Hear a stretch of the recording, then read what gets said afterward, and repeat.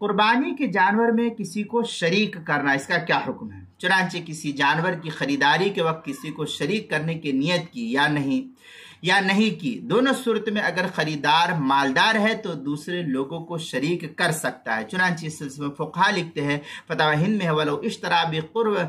بِقُرَةٍ يُرِيدُ أَن يُضَحِّيَ بِهَا ثُمَّ اشْتَرَكَ فِيهَا سِتَّةٌ يَكْرَهُ وَيُجْزِي لِأَنَّهُ بِمَنزِلَةِ 7 أشياء۔ اس طریقے کی عبارت فتاوی شامی فتاوی ہندیہ جلد نمبر 5 صفحہ نمبر 304 جو مکتبہ رشیدیہ کوئٹہ کا چھپا ہوا نسخہ، اس کے اندر فتاوی شامی جلد نمبر 6 صفحہ نمبر 317 پر اس کو نقل کیا ہے۔ دوسری صورت یہ کہ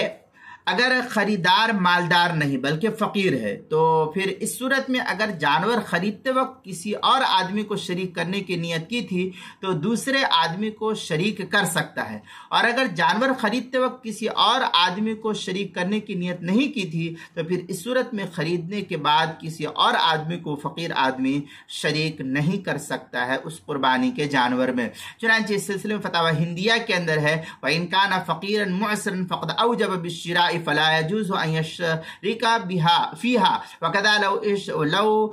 اشرك فيها 6